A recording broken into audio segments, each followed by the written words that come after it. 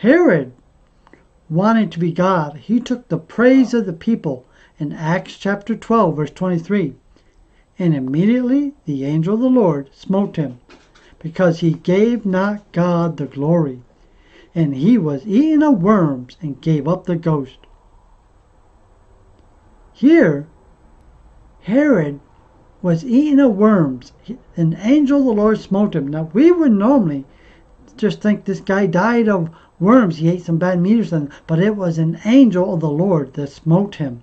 He was smitten of an angel. So angels carry out God's judgment.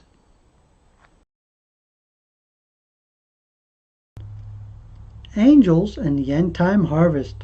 Matthew chapter 24, verse 31. And he shall send his angels with a great sound of a trumpet, and they shall gather together his elect from the four winds, from one end of heaven to the other.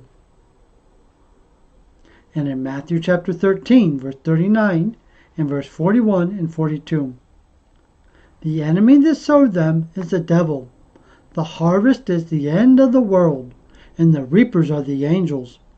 The Son of Man shall send forth his angels, and they shall gather out of his kingdom all things that offend, and them which do iniquity, and shall cast them into the furnace of fire.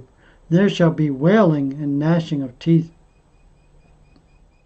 Angels are involved in the harvest of God's people. Angels will participate in the Great Tribulation. The book of Revelation, the last book of the Bible, speaks more of angels than any other book of the Bible. In the final battle between God and the devil, angels have a very important role to play.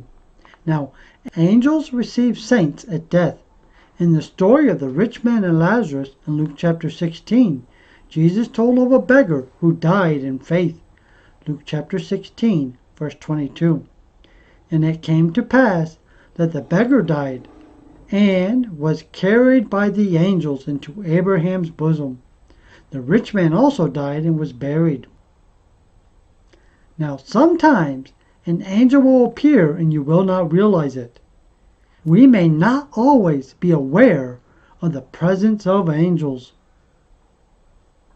Often they may be our companions without our being aware of their presence. Hebrews chapter 13, verse 2. Be not forgetful to entertain strangers, for thereby some have entertained angels unaware. So my friends, be aware that there is an invisible force out there, angels. They minister to God's saints, and they bring judgment to those that are in sin and in error, but they protect God's children. So my friends, walk in peace and in the power of God. Allow God's angels to minister to you. Speak God's word, and God's angels hasten to perform God's word. So until next time, my friends, be blessed.